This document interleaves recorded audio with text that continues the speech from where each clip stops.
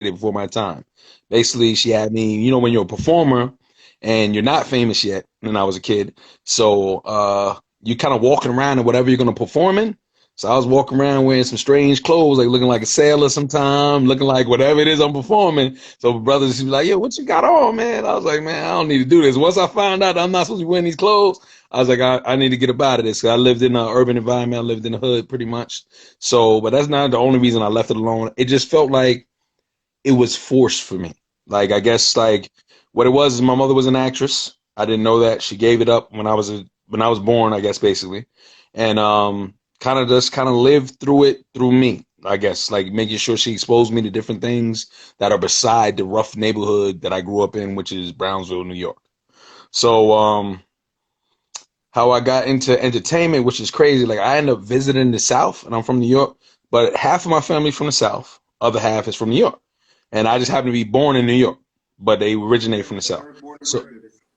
yeah, yeah. So they just I was born up there, so I actually happened to be visiting the South, and as a rap artist, the first thing I was used to get paid for I used to do these rap battles. So I went, I looked online, and I was looking for rap battles to make money because I never, I don't care where I go, I'm trying to use opportunities to take myself further. That's the way I think of it. You know what I mean? No matter, even though I don't need to, this is what I'm going to do. No, So I man, looked on that's a the point. search engine. You need to use every tool to your ability. Just Exactly. because in the industry, they're always trying to put up walls, and you have to figure out always a way to navigate around those walls.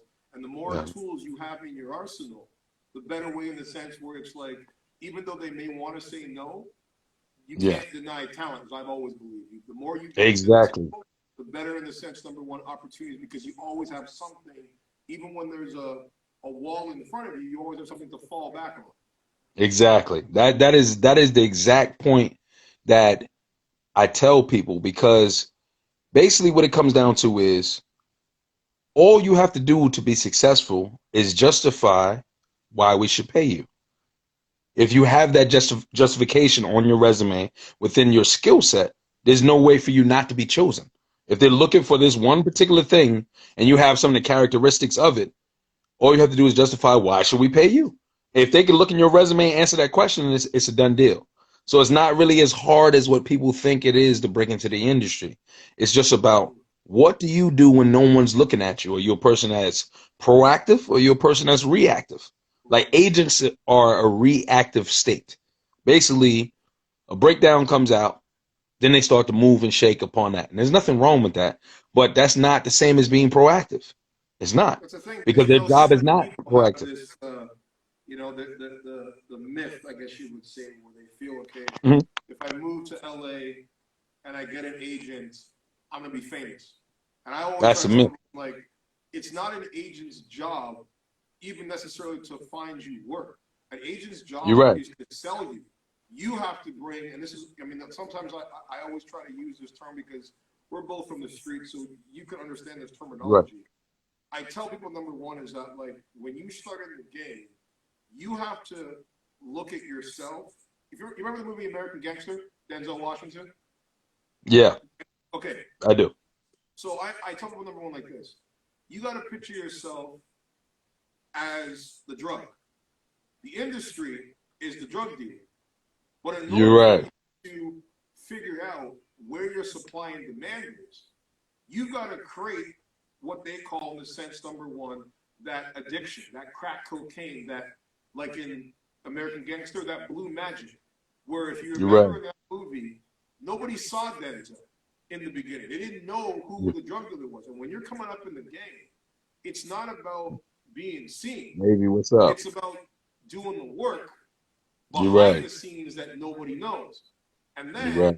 once you start, as you say, moving the board, moving the chips, as you say, forward, then You're it's right. okay. You know what? That's when you find a manager or a brand manager, where they're You're like right. your street runners on the corners. You're right. They're taking You're your right. product and they're putting it on the corner. So, for example, you have a spectrum of film and television where you've got, um, the first spectrum would be, okay, which direction am I going to go as an actor?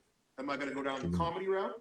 Am I going to go down right. the action route? Am I going to go You're right. down the I guess you would say, the route of where you get typecasted, where, for example, if you have a certain look or a certain startup where you say, okay, I'm getting booked for these specific things, and I'm not necessarily advancing per se in the type of roles that I'm taking, but you're comfortable in that space. But then you have other actors per se as what I say is the crack cocaine, the drug dealer,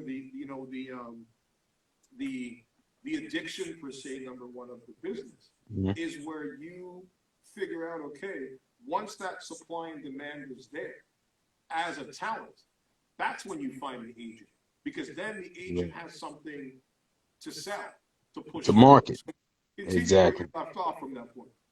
Exactly, man. One, I want to give a shout out to everybody that came on here. I seen people like Wavy, my man Yoshi on here. See a lot of people on here. I see Veronica, a lot of people. Thank y'all for tuning in. If I'm missing y'all names, it's because I'm trying to continue what I'm saying, but I appreciate each and every one of you that came on here. My man DTeflon, seen my man popping and locking when he was a kid, showing a lot of different things he was doing out here in the streets. We're gonna get back to that. I definitely want to talk about that as well. I seen you getting in. But basically, every skill that you've ever come across or acquired or used within your life is applicable or applicable to acting, basically. So whether you play baseball, football, basketball, whether you know how to crochet, whether you know how to rap, whatever it is, all these things are marketable tools if you're proficient with it. So, but the main thing that you cannot put on a paper that is the cause of your bookings, or at least the interest, is your confidence. When you come into these auditions and you get an opportunity, you got to understand that you have an A in the class already. This is what I teach my students. You show up there just like if you show up in school, you have an A in class until the day they send out homework, and then now you didn't do the homework, so now you got a different grade from everybody else in the class. But there's a reason why they brought you there. They could have seen 35 trash people before you got there. And I'm saying trash is a crass word, but I'm saying people who are not as good as what is needed for the network. Some people are horrible on that spectrum. Some people are almost there, not quite there. And then some people are great. Now, you could be this great person that makes their job easy. That's what they brought you there for. Help me find what I'm looking for. They take you that did a great job to the network. That solidifies them. It solidifies you. All you have to do is show them. Sometimes they don't even know what they're looking for. There's jobs that I don't want to speak in specifics. There's jobs I've taken from people that have already had the job. I find out about it late. I've come down to the place, and then I audition, and then somebody did be like, look, man, I don't want to really tell you this, not supposed to. We already had another guy, but you came and killed it so hard. We dropping him, and we picking you. And this is when I started to really realize that you're really not sure what you want. You're not sure. I've booked roles are supposed to be white. I've booked roles are supposed to be woman. They've changed the whole script because I came in there. But I say that to say this. I didn't know what I was going to do as far as when I got into the industry. I went to a thing. I actually looked on the internet. It showed George Clooney Leatherheads was filmed in North Carolina. I'm like, and I was visiting like South Carolina. So like, how the heck was that filmed here? It has to be a basis for it. That's how I felt. George Clooney didn't say, I want to leave LA, send me to North Carolina, I want to go work. But most people don't know that North Carolina was the biggest place besides LA and New York. It was LA, it was New York, and then it was North Carolina. Most people don't know that. You know what I mean? They really don't even think of that concept. Now, North Carolina has been taken over by Atlanta because the person here that's running things, his campaign was supposed to be funded by Atlanta. So they said, one hand wash the other, brother. Destroy everything you got going over there. Send it over here. So now Atlanta is on the rise. That's what's going on. But back to the story. I found this thing on the internet that said it was looking for like people to be a star on this TV show. So I sent this lady my resume, and she basically said, "Oh, I'm sorry, I can't use you because you're in SAG." I'm like, "What the heck is that?" Like, I didn't even know what it was. I was like, "What is that?" She was like, "The Screen Actors Guild." I said, "I'm not in that." She said, "Oh, you're not? Well, why did they let you on TV anymore?" I said, "Because I rap, I play basketball, and I play football. They let all three on TV. That's why I'm on TV so much." So she said, "Oh, okay, we'll use you. You can play a robber or something today." So I guess it was like a day player's role she gave me. Yep. My homeboy told me, "Yo, yeah, you're a day character, so the day player." So my homeboy was like, "Look, this is what you do, man. You put your picture on back of a piece of paper, and you got your name and stuff on it, you give it to them, and that's how they choose you. Like I really wasn't at that full degree of it, even though I started it as a child, but I was more like performing at different things. So I went there. I had these disheveled clothes on. I had this Mach 45 on me that looked real. It had action and cocked and everything, so they don't know that. So I showed up and seen this guy, and I looked in the room where I was supposed to go perform, and the camera was already on. The light was facing me. I seen the red light. So as a performer, you know when the red light is on the camera, I mean the camera's on. So I said, I'm finna show out right now. So I talked to this dude, changed my voice. I said, look here, what's all y'all white people gathered in this room for? What's all these women here with all these bags and different things? What's going on right here? He said, oh, buddy, what we're going to do right now is we're looking for a guy to be the next big star. We're going to give him an opportunity. He's going to be on TV. He's going to be the next big thing. I said, that's what you white people are doing? Yeah, it's real freaking nice. And I pulled this gun off of my hip and pushed it to his chest. And I said, walk in the room. Don't do no more freaking talking. And y'all going to fill these bags up. And I start screaming. Don't nobody look in my face. Fill these bags up. You got nose rings. Dig them out. I want the shoes off your sandals. I want everything. I want everything you got. Get naked in this piece. That's what I said. So the room is getting robbed now. They in shock. My man's voice changes. He says, bro, I don't know what you're doing, bro. His voice changes like to like a surfer. He was like, bro, if you need some help, bro, I'll get you a sandwich, bro. I'll get you down to somewhere we can get you some help. I said, man, I like your brother, dog. I ain't see you last Thanksgiving. Stop talking if I get to squeezing in this piece. Now get on the floor. I'll put him on the floor. So the casting directors, they super old. So I'm like, really don't want to continue when I turn to see how old they are, but I was like, I'm already in it. So they're just sitting there not participating. So I basically said, y'all think I'm ignorant because I'm in here robbing y'all? It's like 40 women in here and I got 10 bags. Y'all better give me everything or no one makes it home tonight. So these cats start flinging like everything, whatever, like that at my feet. So the casting director's not participating. So I turned to this chick. I said, yo, give me your damn bag, woman. She's like, what? I said, give me your fucking bag. So she slid the bag to me. And then she was like in shock or whatever like that. The other one slid her bag too. And then I hear talking after I told them, don't talk. So they filled up the bags. I said, yo, who the hell is talking? Who talking here? And this freaking dude from the ground, I walked in the room. He's like, bro, come on, bro. We'll get you to the Salvation Army, bro. We'll get you a sandwich. We'll get you some help because I got these bummy clothes on. I said, brother, did I tell you to stop talking? All right, I'm going to have to show you, make an example. Walked over to his head, cocked this thing and put it to his head. And the room just shrieked. Like the loudest scream from all the women in unison that you've ever heard. It sounded like it could crack like glasses. They was like, yeah, like screaming. And that says, scene, how you doing? My name is Robert Crayton. The reason why I'm here is because I'm supposed to play a robber today. So the casting director says, that wasn't real? I said, no, that wasn't real. Look, the camera on right there. That was my audition. The lady said, that was amazing. That voice got deeper than mine. But I can't believe you did that. I said, oh, that sounds like the police right there. So I started panicking. I grabbed the freaking paper from the back of my pocket where I had my picture on the headshot and slammed it on the table and bounced because I know this shit gonna call the police. So I'm in the car flying. I'm like in like some weird place, like Rock Hill, South Carolina, or something like that, because I'm just visiting, so I don't know what the heck I'm at. So I'm just flying. I get a call. Militant voice comes on the phone. I need to speak to Robert Crayton right now. I need to speak to Rob. I said, huh? Hung that joint up and start flying. I mean, I hit like 90. I'm trying to burn out of this town now because this voice don't sound right. So the joint called back, son, you're not going to make it. You're not going to get out of this town. We're going to shut everything down. You're not going to make it out of here. You need to talk to me. Literally, like he sounded like a negotiator now. So I'm like, oh my God. My voice, my heart is pounding. My voice gets super high. I was like, yeah, man, I was just trying to act, man, and try to perform. I was trying to stand out or something I tried to say. He's like, me know what you did. Just come back here. Don't bring the gun and you're going to be on TV. Literally, that's how I got into acting. That's literally how I done it twice on two productions. I don't really say the name because I don't know what the statute of limitation is. You know what I'm saying? But if we'd have did that nowadays, it'd have been in memory of. But the time of when I did it, it was more suitable, I guess, right there. That's how I knew that you could just stand out. You don't know what they want. And They didn't know also, that I was coming to do that to them that day. there's what I say is that there's, even, I mean, everyone has their crazy story. I mean, and Mm-hmm. that to me is like almost like reminiscence where I've always said to people, like, if you're going to get into this industry, and do it on the highest level, the ones that Mm-hmm. make it, the ones that excel, they're not trying to blend in. They're trying to leave a You're right. mark, and they're not trying to go to the beat of the drum. I mean, I always feel like there's a reason why you know the Britney Spears or the Marilyn Mansons and the you know the people that paparazzi gravitate to keep You're right. them interested in the news. And it's like for me, I remember like when I started in the game, you know, I didn't the same thing. Didn't I knew, but I didn't know how to break through that door first. And then someone said, hey, you know what? Like you should submit to this agency, whatever, et cetera, et cetera.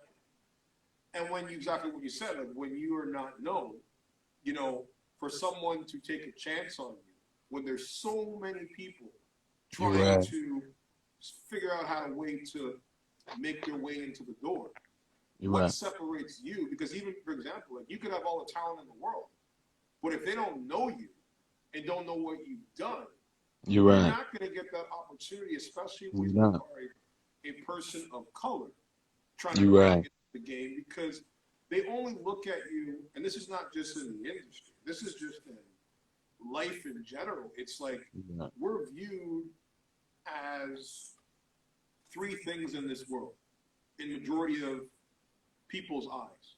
You're right. Criminals, in the sense of Criminals drug dealers and shit.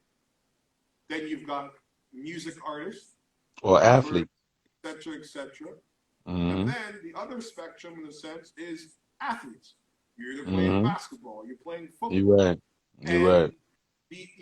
and as you said, in order to get those opportunities, per se, as a black performer, to sort of break into the acting world, it's all a spectrum where you've got to use either coming from an artist background as a Mm-hmm. musician, Mm-hmm. and then you've got to, or use the sense coming as an athlete.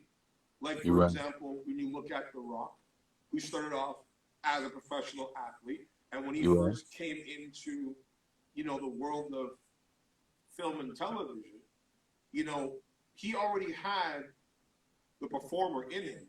But that was years You're of right. working at that craft and You're right. and being humiliated and being disappointed. And then as an athlete, as a wrestler, trying to change the stereotype per se, number one, of because of course, like when you're an athlete and you're muscular and whatever, and the people that have in the past, they always expect you to be a action hero. That's just what it's Yeah. going to be, and then you get typecast, and you got to figure You're out a right. way to say, okay, you know what, like, how do I break forward from them not to see me as just this guy for this role? You're And if right. you're a rapper, in the sense number one, like trying to push the shuffleboard along, it's like, okay, how am I not? Even though, for example, you could have all these layers as an actor and stuff like that. That because Mm-hmm. damn well, like on the street, it's like acting, like Yeah. because You're right. you gotta play that game to stay alive, to You're survive, right. You're right. and you gotta use those survival modes, even in the industry, because Mm-hmm. it's like the industry can give you everything, but it can chew everything up around you It spits you as out. quick as Yes. you get it. And You're it's like right. if you are using the platform per se as an artist, it's like, Mm-hmm. for example, like I could have all these layers as a that I know that okay, what I can bring to the table as an actor. Mm-hmm. When you look at Tupac, for example, You're right. people didn't start giving Tupac that respect as an actor until Juice. But he You're had right. already been doing other roles, but it was like, You're right. when they weren't trying to see Tupac in a, poetic justice with Janet Jackson of this love interest. They want to You're right. see, they want to bring the street life You're to right. the big screen. So he had You're to right. figure out a way for himself, okay, you know what, like when you start seeing, you know, even for example, in that role of Juice, yes, he was known as a gangster hip hop artist. You're right. But that film and how he portrayed Bishop, it was You're right. straight up drama. Like it was It straight was. up levels in the sense of It was layers showing to his it. depth as an actor in the sense of Yes. the sophistication, the You're mindset right. in the sense number one, Calculation.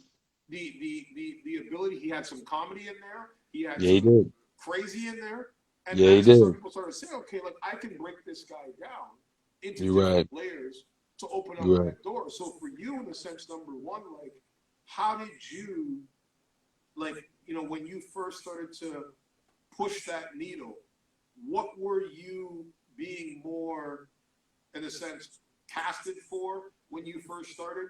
And a lot of times I tell people, number one is that, like, even people are so anxious when they start off in the industry to just take everything that's thrown at them, Yes. because they're like, I Yes. gotta work, I gotta stay busy. But I'm like, Yeah. when you take everything that's thrown at you, no matter how good it may seem, if Mm-hmm. you don't give them, especially in Hollywood, and especially casting directors, a reason to want you, and that's where I go back to the supply and demand.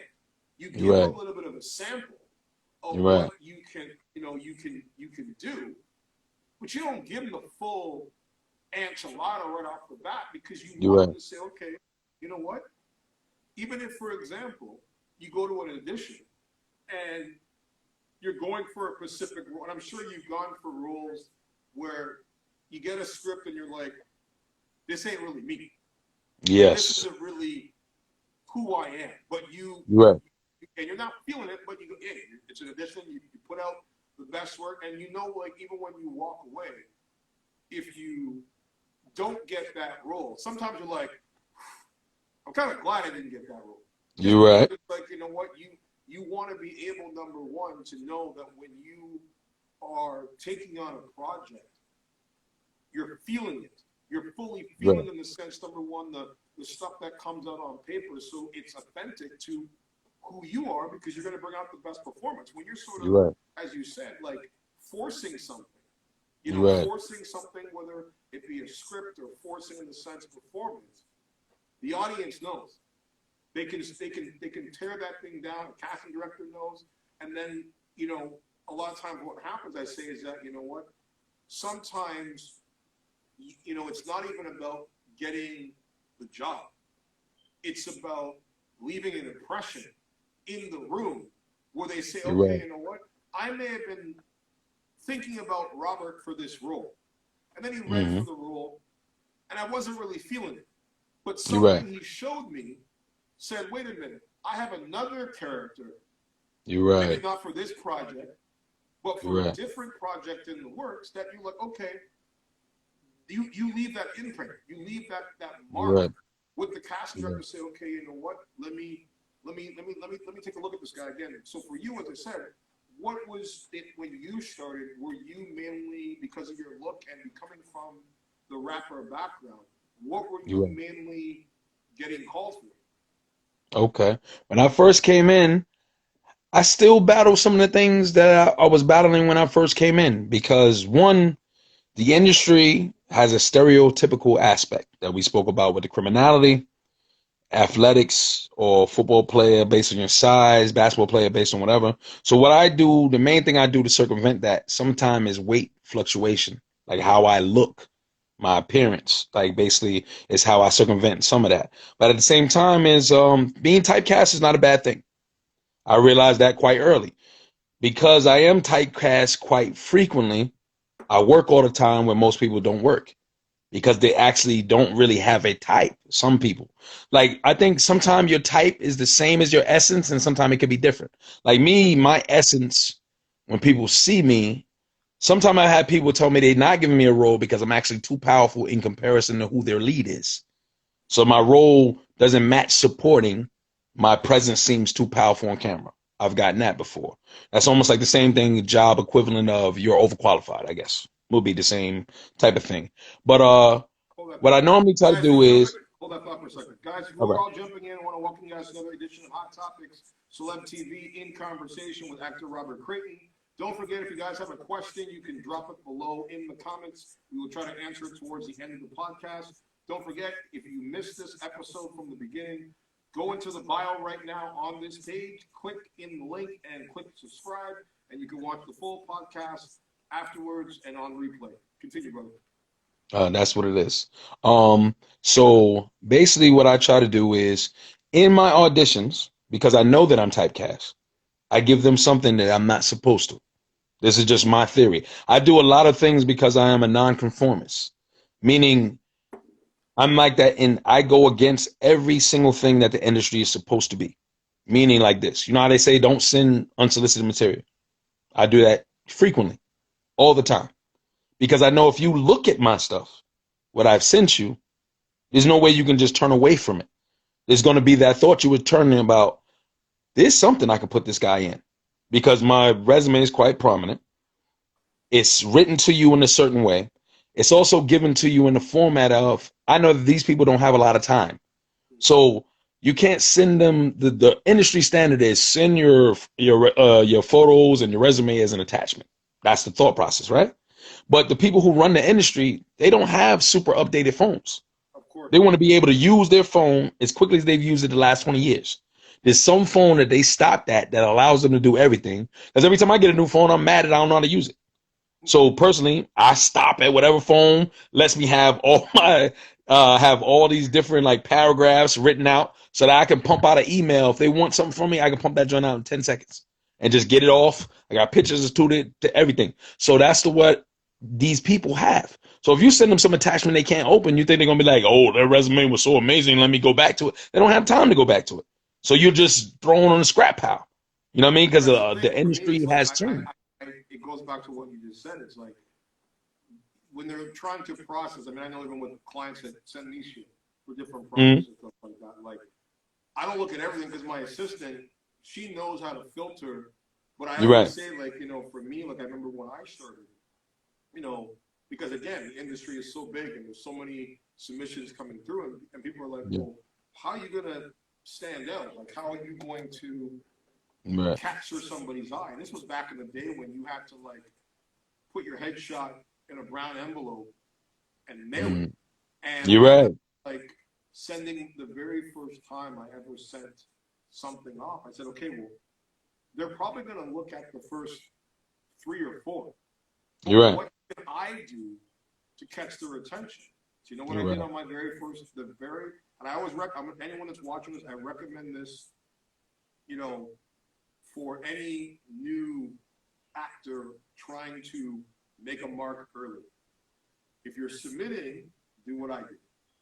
I didn't put my stuff in a regular brown envelope. I put that son of a bitch in a pink, fluorescent, starry, Mm. polka dotted envelope. You're Because right. two things are going to happen. They're going to be like, who's crazy enough to send this shit? Yes, And exactly. And two, open it. you're going to open it. But you got You're to right. make sure before you send that stuff, before you put it in that pink colored envelope, you got to make sure that what's inside is ready. It's stacked. It's Exactly. fully. Don't just go say, okay, doing shit half-ass, because you know You're what? right. When you do shit half-ass, you get half-ass results. And then Exactly. they look at you and say, okay, you know what? That's a This guy's half-ass not actor. fucking serious. This is, Yeah. and what people, I think, nowadays, due to social media Mm-hmm. and the way that the industry has changed from when I started in the 80s, the 90s, to even to now, Mm-hmm. is where back then it was all about knowledge. Like there You're was right. no internet. You had to go to the library. You had to You're figure, right. shit out, and you had to know exactly how to connect and how to connect the dots. And I tell people, You're number right. one, the easiest way for any new actor breaking into the business or filmmaker that wants to break into the business, stop looking at the big names, the George Clooney's, the Brad You're Pitts. right. When you go to a movie theater and you watch a movie, for me, I know when I first started breaking out into the business, I knew that they ain't looking for me. They don't even know I exist yet, but I You're gotta find right. them. And Yeah. you never know when an opportunity is going to present in your lap. And You're it's like, right. do you want to be ready You're or do you right. want to be unprepared? And You're for me, right. I tell people number one is that when you watch a TV show, when you watch a movie, and you're at a theater, watch the most important thing in that film or in that television show, and it's the credits. You're right. pay attention to who Who is the made it? director, Who who was the the casting casting director? director is, who the producer is, Right. who even, the cameraman is. Because if you are a person who is dedicated to putting in the work, really Mm-hmm. putting in the work, the fundamentals, and taking your time to learn the industry, because it's not about just knowing, especially now, how to Mm-hmm. be an actor. When I You're right. tell new actors, you got to know every spectrum, because You're right. there could be an opportunity or a situation if you decide, say, for example, to pick up and leave a small town, come to New York, come to Los Angeles, Mm-hmm. and you happen to get into one of these big parties like I did when I first started off in the game. You're right. My mentor, who was Sidney Pollack, if you guys don't know him, look him up. Mm. He was, if it wasn't for him, I wouldn't be doing what I'm doing right now. But Mm. I didn't know this man, but I knew from him doing Tootsie and all these different major, huge productions as a Mm. director and an actor and a producer. He carried 3 hats. And that wasn't Mm. really being done in Hollywood at that time. And I was like, this is a guy that I want to learn from. But You're right. I don't know this man, the 70-something-year-old man. How is he going to You're know right. who I am? So You're eventually, right. when I made my way to Los Angeles, I said, I'm going to figure out what party is popping, and I'm going to inject myself in that party. And once I Mm. get into that party, I don't know how I'm going to do it, but once I get into that party, I don't want to be the person that if you run into the person that inspires you, that made Mm. you want to get into the game. I don't want it just to be if I happen to meet that person. Like, say, for example, you meet your favorite celebrity.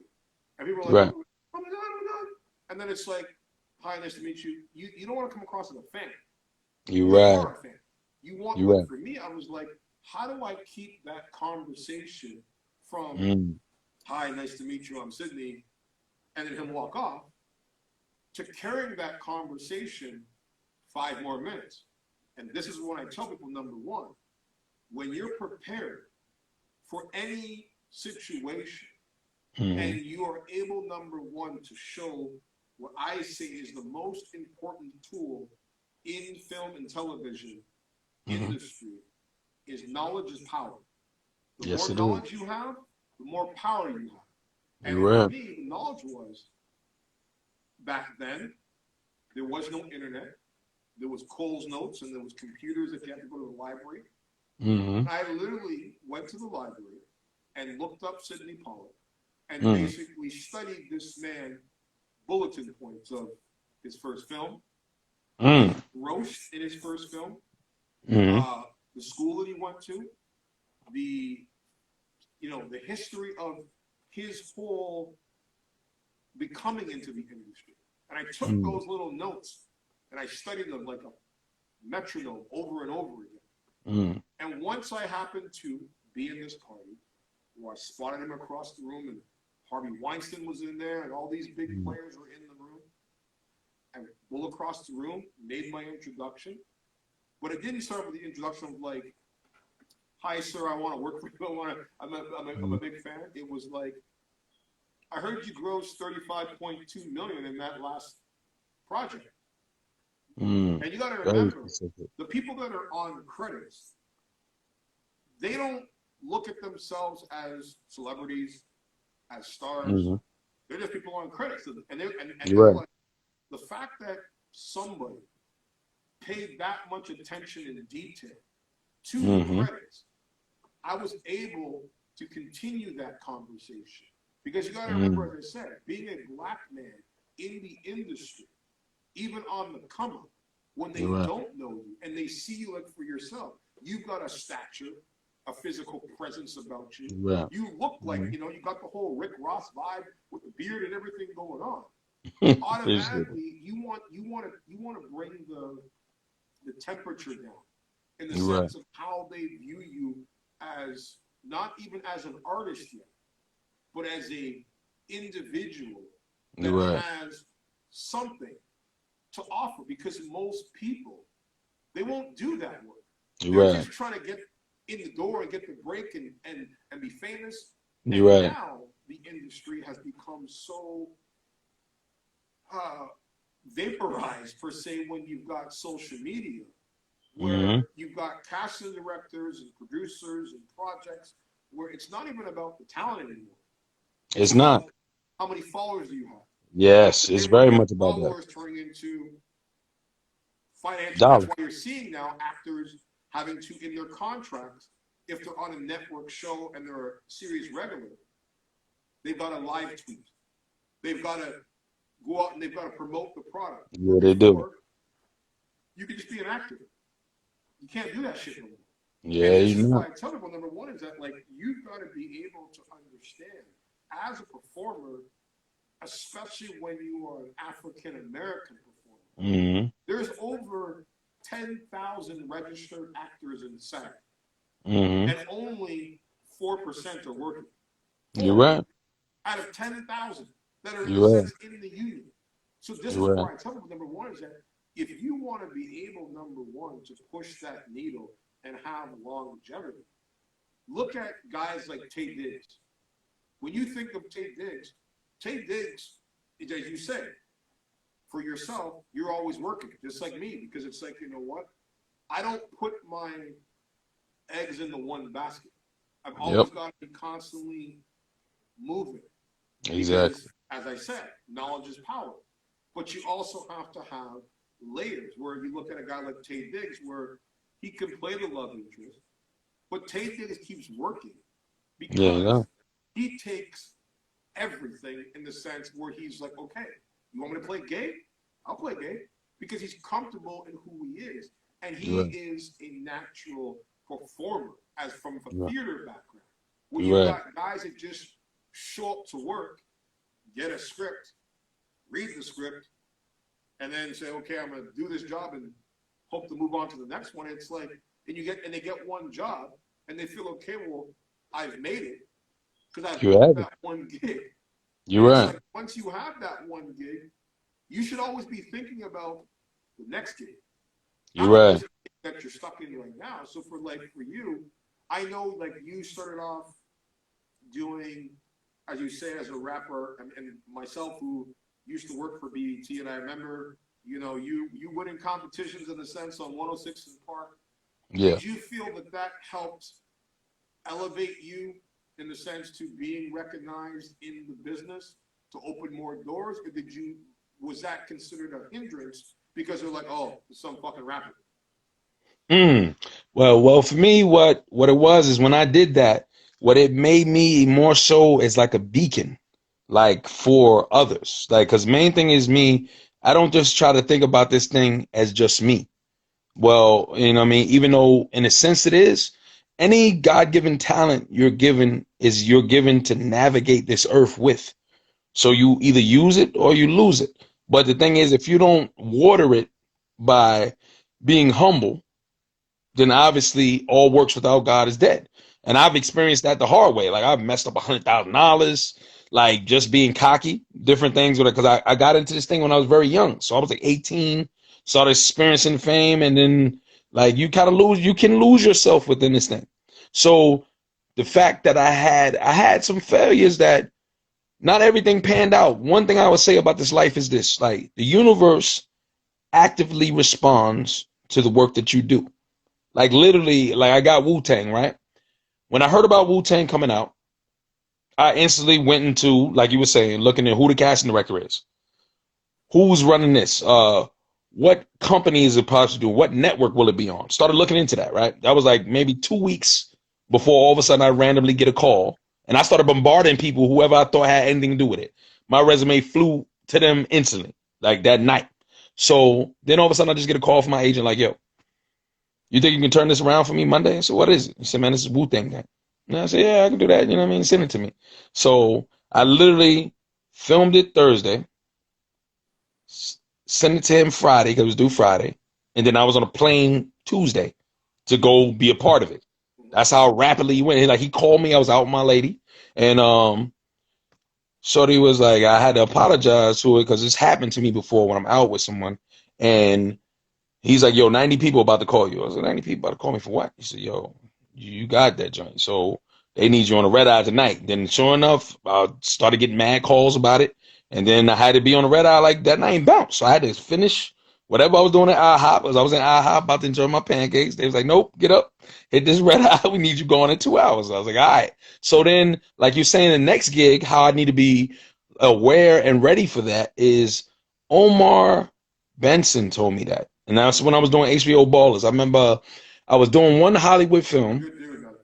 Yeah, he's a great dude. That's my dude. Like I like him, man. That is my boy. You know what I mean? I love hanging with him. He's super cool. We enjoy ourselves whenever we're around each other. So basically, I told him the experience I had. Like I was supposed to do something on what show was it? I think it was Barbershop. I was a part of Barbershop, but I was supposed to have a bigger role on Barbershop. Except I didn't go to the screen tests or chemistry read. Now, I didn't think I had to because I never had to go to from any other one thing. And when I give my word to a project, I'm not trying to leave the project for anything. That's just the way I am. But I needed to go to a chemistry read for it. Didn't go to it. I didn't really have an idea of how important it was because I killed my audition. Normally, when I kill an audition, the part is mine. So, but that wasn't the case. I needed to go meet with Ice Cube. I needed to be down there. I didn't go. So I didn't get this role that I was a shoo-in for. So I told him about it. He said, yo, bro, like, I don't care. If you already got one project, you're going to have to make that project wait and go get whatever it is the next one. Because when they done with you in that period of time, they done with you. You might not even be able to reach these people anymore. You understand? So you got to go get it. I learned that from him. So I had this other thing that was going on with Ballers. They wanted me to be back on Ballers. So my agent was concerned about that. I said, bro, you better not tell them nothing about this Ballers. Let's get this Wu-Tang. And when these joints go through, we going to dip from one to another. I sleep when I'm dead. We not doing none of that. I said, don't tell one what the left hand with right hand doing. Let them cats work it out. Basically, that's what they end up doing. So basically, whenever I finished filming Wu-Tang, I was in the car to go to Ballers. When I finished Ballers, I was in the car, go back to Wu-Tang. That's what was going on. I had to keep doing that because you have to really take your opportunities seriously. You can honestly lose opportunities trying to be professional. You know what I mean? And that's literally because this industry is not like this is not like a regular job. So the one thing that people do wrong when they go to auditions, they come in with the spirit of a regular job. Hi, my name is Tom. I'm a team player and I definitely think I can add to your experience and hopefully we get to work. That is boring. That doesn't make a mark. No one wants to hear that crap. No one cares about Tom. So now they're like, yo, I'm not working with Tom. Tom boring as hell. This movie got to be live. I can't use Tom. So usually when I come into an audition, I look at when I used to go in person. If I got to be around you in person, it was a wrap because you're going to tell me what I need to do, not without you knowing it to get this role. So I remember I went and did this role for Marlon Campbell. And this is Tyler Perry's cousin.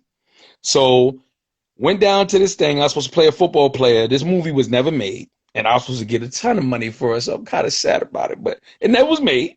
So I go down there. And I come there. He was like, yo, man, I wasn't prepared for you to come here today. We don't even have a script for you. I said, well, what do I need a script for? He's like, what you mean? Brother, I don't have your lines. I don't have your script. We got other people's script. We ain't got yours. I said, so? Dude's supposed to be dyslexic. You're a football player. Let's get it. You know what I mean? So he's like, you want to do it without no script? I said, hell yeah. So basically, he just fed me another person's type of line, and I just said whatever came to my mind. Now, when he shows me the script, because eventually after I'm done auditioning, somebody brings it. He said, yo, look at this right here. Showed it to me. He said, everything you said is exactly what's in the script. So this cat went screaming through the building like, yo, this is how you audition. This cat, Robert Crayton, this is how you handle your business. Y'all cats ain't gonna get the role. So the other dude, this other guy shows up like, yeah, I was supposed to do that role. He said, man, look at you and look at him. Do you look like Robert Crayton? This is the size you need to be. You know what he did in there? He did it with no script. You think you can do it with no script? No, you can't.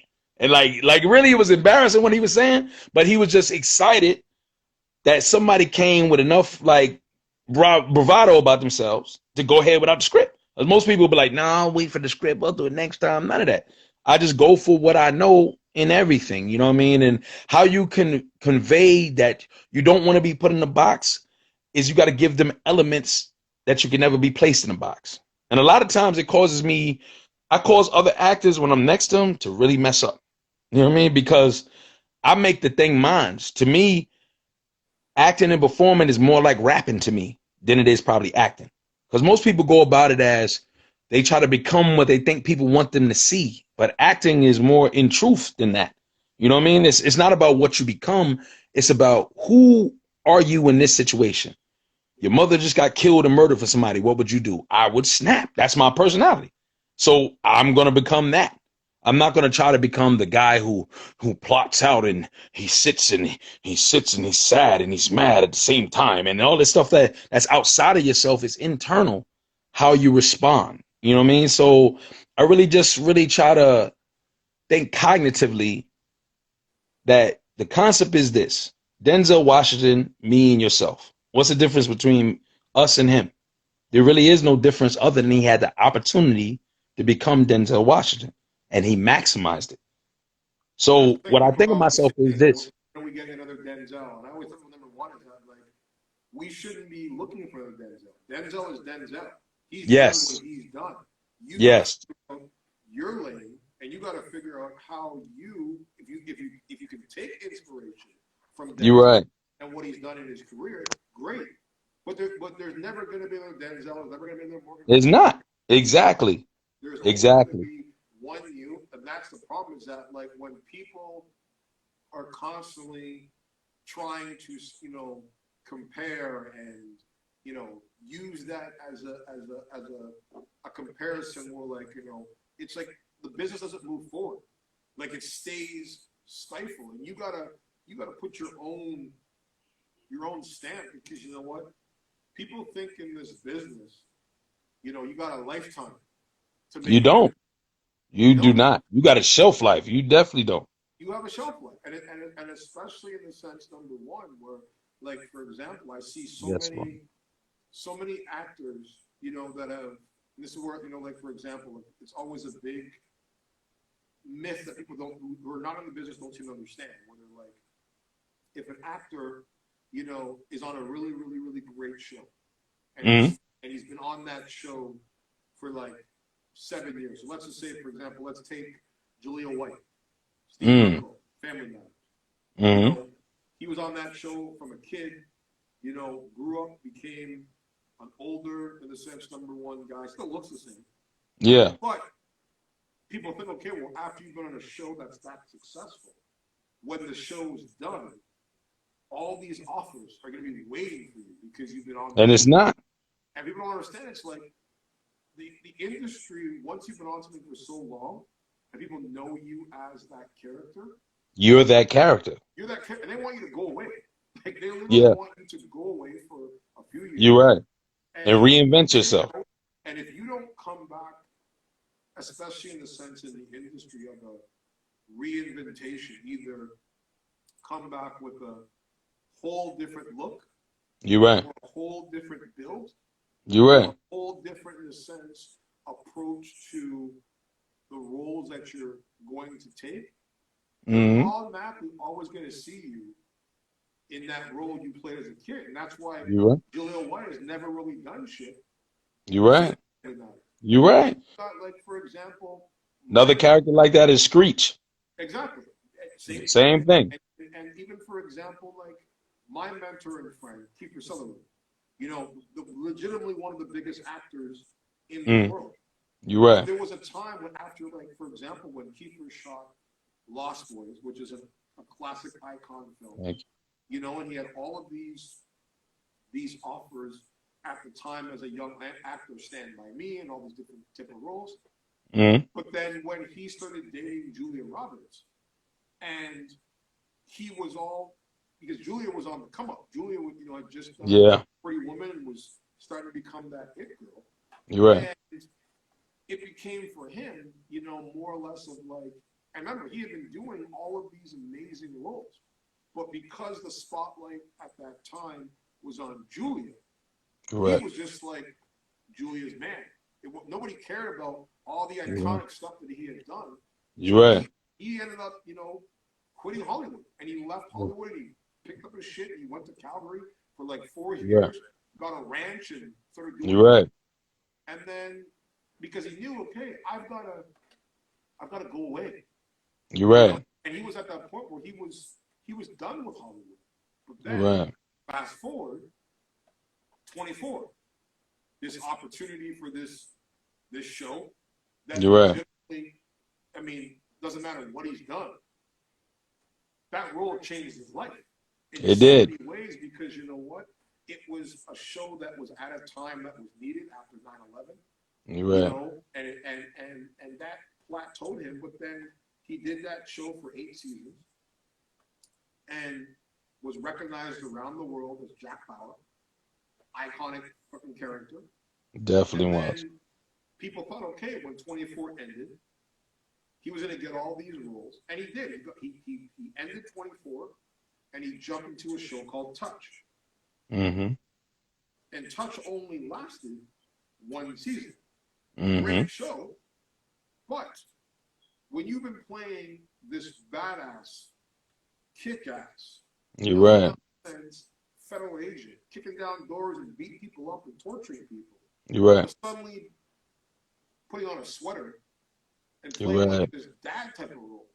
You're right. People ain't want to hear that shit because They don't even want to when see you you hear like that that. shit, you like you. Everyone was hyped for the show. Touch. Oh my god, keep her. But all the audience was expecting Was more Jack Bauer 24. was 24. They were expecting this Jack Bauer character, You're and then right. the show went down after a year, and he took off. He did the same thing. He had to go back into obscurity again, and then Designated Survivor came along, and then same Mm-hmm. thing. Designated Survivor. He was now playing the president of the United States. You're right. But there was always scenes where people were like, they were waiting. They were waiting for this Jack Bauer to You're explode. right. And it's just like, and he said in interviews, it's like, look, he's like, I love the character of Jack Bauer, but he was like, you gotta remember, he's like, I'm an old man. Like he's 50 something. You're right. He's like, they don't want to see. He's like, the things I could do when I was like, back when the show started. You're right. I don't got that physicality anymore. It's not where I You're came right. because he's a badass motherfucker. But it's You're just right. he's looking at the realistic aspect of storytelling, and that's You're the right. problem with audiences and stuff like that, where they don't get. It's like you have to evolve in this business, and You're as an right. actor and as a performer, you have to be not just thinking about the next project, but thinking about in the sense number one of like, okay, I may be liked by this casting director, and I may be what they're looking for. And you could You're right. come in there and you could nail it. But are you what the producers are looking for? Are you what the director? Because remember, people think, okay, the casting director has the final decision. You're All right. the casting director is doing is allowing you the opportunity for them to have material to give to You're you, right. to then You're right. take to the producer, then take to the director, and then they have to sort of sit in the meeting and decide, okay, who we putting to drive forward this story. Mm-hmm. And as you said, like for example, there's times where you've been on a set where you said that, you have overpowered the actor that they were looking for. Mm-hmm. And I always said, well, number one is that like that can be a deterrent for yourself in the sense career wise. And Yes. you have to know your own principle of like, if you don't get that role because you were overpowering, You're right. can you live with that? Like, can you Yes. live with that to say, okay, you know what? Like, That's the I'm reason not why. going to change who I am. Because You're right. again, there are times, for example, where, you've got to play that game, to navigate. And there are some actors and some people, number one, who have stayed in one way, and it may have taken them a longer process. Mm-hmm. But eventually, number one, somebody says, okay, you know what? You are what we're looking for because You're right. you have stayed authentic. So, I've always said, like, there's not really a wrong way and a bad way in the sense of staying true to your convictions. Mm-hmm. The only wrong way for people that have the mentality, especially now due to social media stars and influencers per se, whatever you want to use as that term, that's robbing the industry of jobs and people and talent anymore, is that the only mistake you can make is not being prepared on all levels. Like if you just come in saying, okay, like I know, for example, like actors are like, I'm only an actor. I'm like, well, then you're gonna have a fucking really short career. You're right, because it's not going to Because be only acting needed. You're right. You're going to you're be not very short. you've got to be able to bring something to the table, and that's why, for example, when I started my side business of managing talent, etc., etc., even though I was already doing my own thing, people were like, Mm-hmm. you know, it was my ex, and people used to call me and they'd be like, how do I do this? How do I break into this? How do I meet Mm-hmm. this person? How do I connect with that person? And how do I move up the Yeah. ladder? And for me, coming from an era where it was paid it forward, I always believed in paying it forward. Mm-hmm. But then you realize, as time goes on, and I posted this in my story today, I wish I had an invoice that I could present people for wasting my fucking time. Because there's Mm-hmm. so many people that you could give them the knowledge, you could give And they them will not all do of the nothing with it. tools necessary for them to be Yes. successful. But they Mm-hmm. are always doing what you see now in the industry, which is the biggest mistake ever, is they're looking at the next person, what that Mm-hmm. next guy's doing, what that next performer is doing. Oh, look at that person's followers and look at that person's likes. And it's just like, worry about your own shit. Worry You're about right. perfecting your own craft and You're making right. sure that number one, because remember, I know talent that they're not even on social media, You're but right. they're working nonstop. And You're you've got right. people that have millions of followers can't even rub two nickels together because Exactly. because Because because because they're more concerned with likes and followers you're than right. doing the work. They don't have no substance behind it. Look, the one thing I can definitely say, just definitely to your point, there's been a couple of dudes that I put literally in films with me. Now, because they didn't have the training, they're not where I am and stuff like that, the producer might not want to pay them, right? But it's still an opportunity because what it is for actors, it's not always about getting paid. Hey, For you to be an actor, you got to have footage. They don't care what's written on your resume. That's a piece of paper. I need to see and touch what this guy does for me to call the network, put my neck on the line saying, I'm picking him. Let's go through his stuff. It takes about a week to get chosen for it to go through the networks. You know what I mean? You don't even know you booked it. Sometimes, a lot of times after I film something, they call my agent and say, we love what he did off rip. So I'm different from most people. Because most time people hold a poker face, they don't tell you nothing. But I get told right after I do an audition, like 15 minutes later, I get a call. My agent be like, yo, you killed that joint. They sending your joint up the chain. That's what happens to me every time I've done stuff of late. Also, I get called by casting directors. I don't always get called by agents or managers for anything. Like usually this relationships out forms. My biggest fear in this industry and anything for me in life is not to be a has-been, it's to be a never was. And that goes to preparation. That goes to opportunity and what you're going to do. Some people, no matter what you do for them, they don't really want it as much as they say they want it. They can say, I want to be an actor, I want to be a great person, I want to be a producer, I want to be a rapper, I want to be a skater, I want to be an Olympic athlete. You give them the tools to be an Olympic athlete. Once they decide and decipher how much work is entailed, they don't really want it. Plus, there's people who are paralyzed by fear. Their fear of, if I get it, am I gonna fail? Am I gonna be good? Do I look stupid? I don't know. People have so much thoughts that come from other people that they're not allowed or not able to find it or ascertain their own success. Because most people want to blend in, they don't want to stand out. To be an actor, you got to recognize that I'm different. You got to be accepting of that. You're different, could be in good ways, could be in bad ways. I accept that I'm different from most people. I don't think like most men. I don't think like all men. Some men, I have some things we fall in line with. Sometimes we differ greatly, mm-hmm. but I accept that. You know what I mean? And because I accept that I'm unique. Like you as a person, the biggest actor in the world could not come and play DTeflon. He can't come play you. The biggest actor in the world couldn't come play me. No one can do you better than you can. Mm-hmm. That's why people need to understand the power they have when it comes to this business. Like me, I literally go to sets and I make a decision by what I read, what type of character I am, the mood of it. It's more like the same thing happens to me when I rap, is that the song tells me the mood. It tells me the sound of my voice that I'm going to use. It tells me the story of my character I'm now portraying. That's the same thing when I do acting. Like, I think the magic, some people are, I gave you a script, they can perform it, they're efficient. That's what they are. Me, I'm not just a script.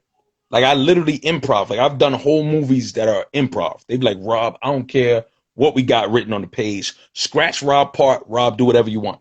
And I literally do that at networks. My friends that are in the industry, they make fun of me and call me ad lib because they know I'm finna do something that has nothing to do with the script. And they allow me to do it. Like scripties kind of have come to me and said, this is what you're supposed to be saying.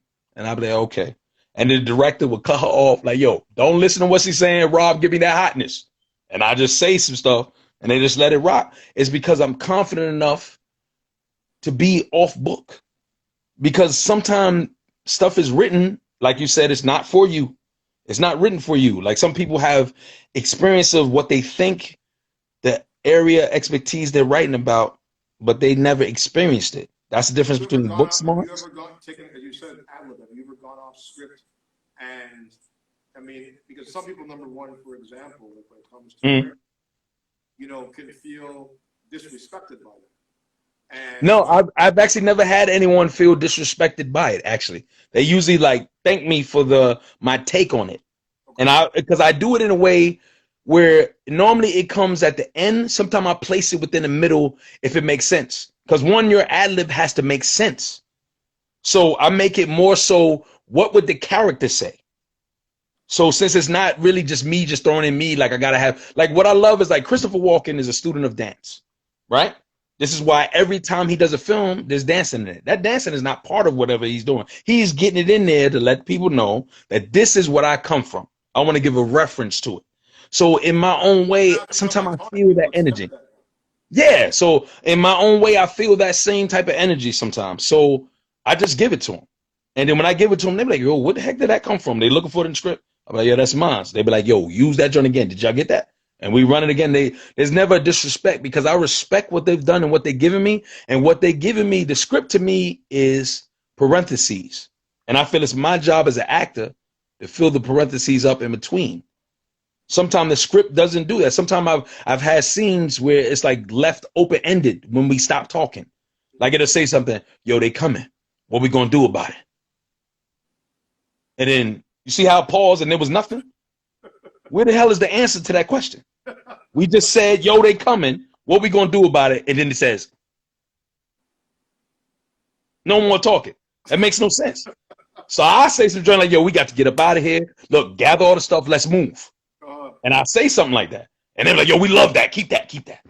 It's because what you're saying is not finished. yeah. So because you think about it, you pumping it out. You got it. There's gonna be typos, and I've received scripts that have typos in it. I have is some of it you missed a word, it could be missing something. I just put something on it. That's just what it is. Cause I think the magic is in between the words sometimes. Sometimes it's a face, it's the way the person has delivered it, it's whatever they put on it, it's their spin they put at the end. It could be raising an eyebrow like The Rock does. It could be anything. But Do it's you not feel? just the Do you script. feel? Do you feel in the sense like the question I want to ask you is that like two-part question? What did you find, or what do you find harder to prepare for, as a battle rapper or as an actor? And as you being Mr. Adlib, is that due to the fact that number one, being a battle rapper, having to be quick on your feet with delivery to finish the end line? Do you use that same? Do you feel that that's the approach you use in the sense of why you become, as you say, Mr. Adlib? Like, or do you feel that if Yeah. you weren't a battle rapper, would you apply? Would your approach to the acting be the same? See, and I'm glad you asked me that question. I'm gonna be honest, I don't find either one of them to be difficult at all. And I've actually done stand-up comedy before as well.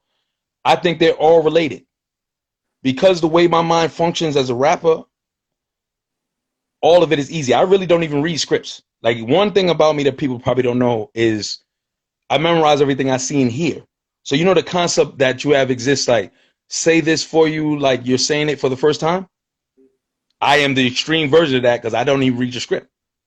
I get on set, they hand me the sides of the script, and I read it then.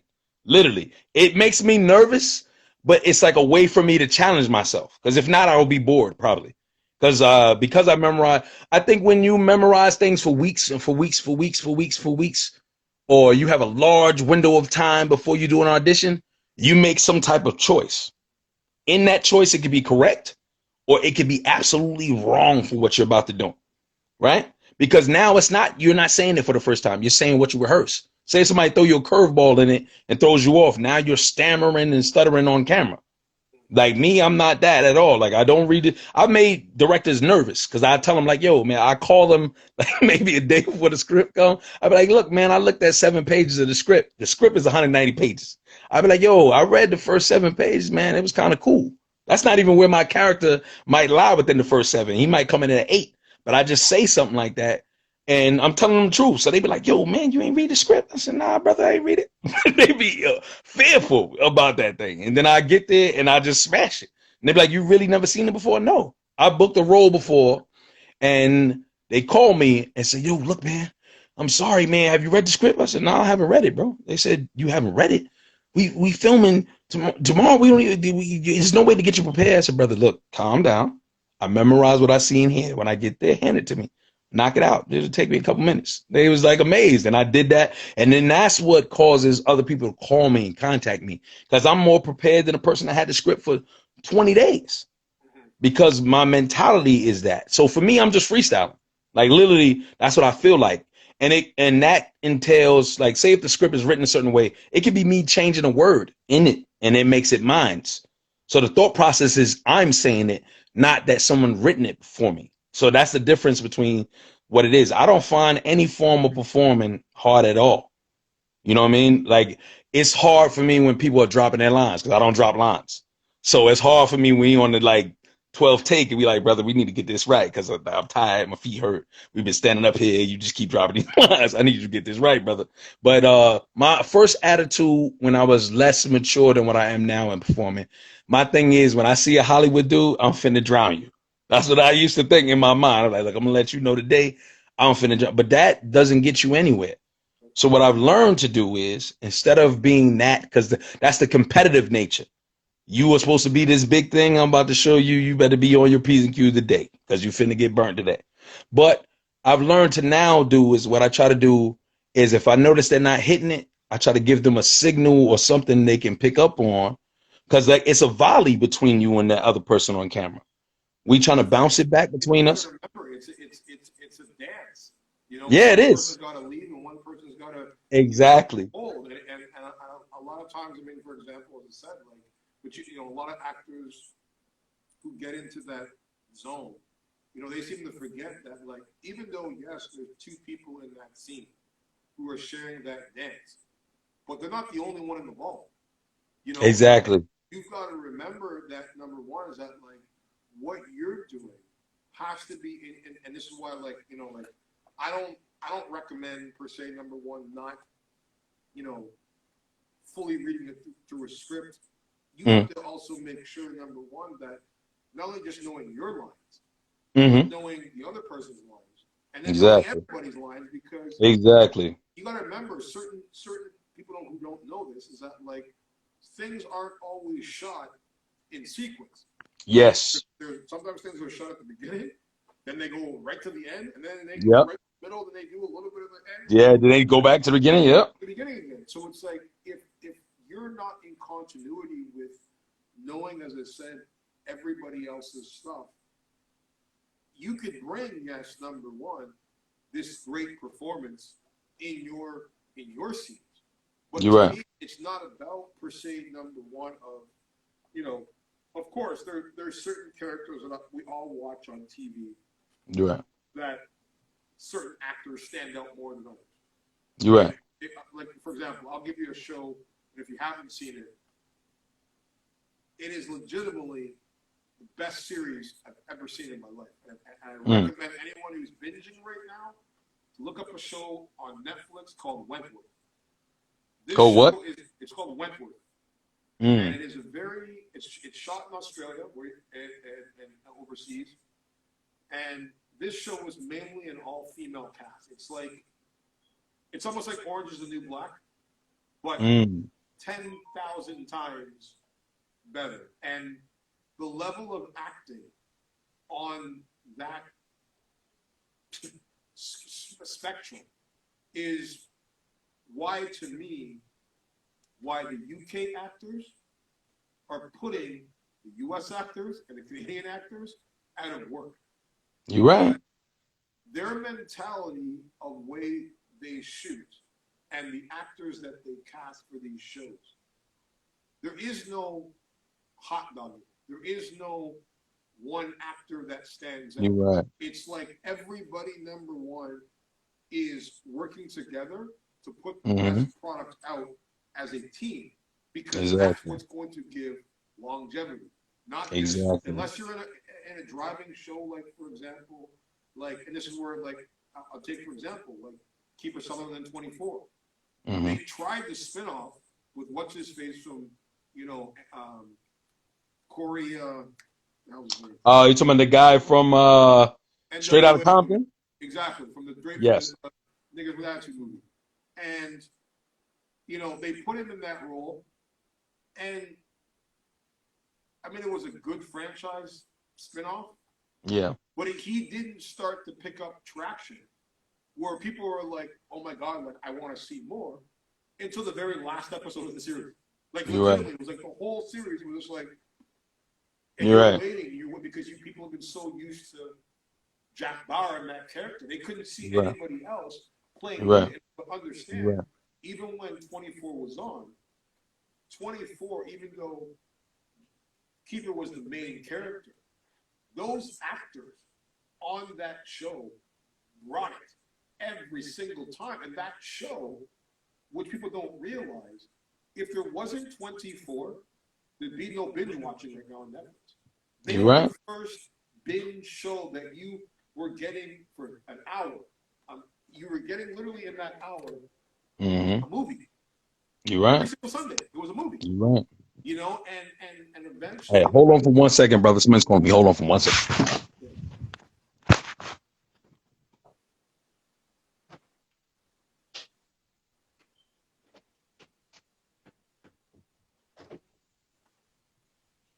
Don't forget, guys, each and every Sunday, we are here, Hot Topics Radio TV. On Hot Topics Celeb TV, I am your host, DTeflon on the MRC. I think Robert may have gotten knocked off. I'm going to see if he comes back on in a second. But don't forget, each and every Tuesday at 11 p.m. after dark. And every Sunday, we're here, 6 p.m. start time. We started a little bit late tonight. But don't forget, we will be back next week on Sunday, 6 p.m. If you guys missed this episode, make sure you log in and hit the subscribe button in the bio, and we will be back in a minute.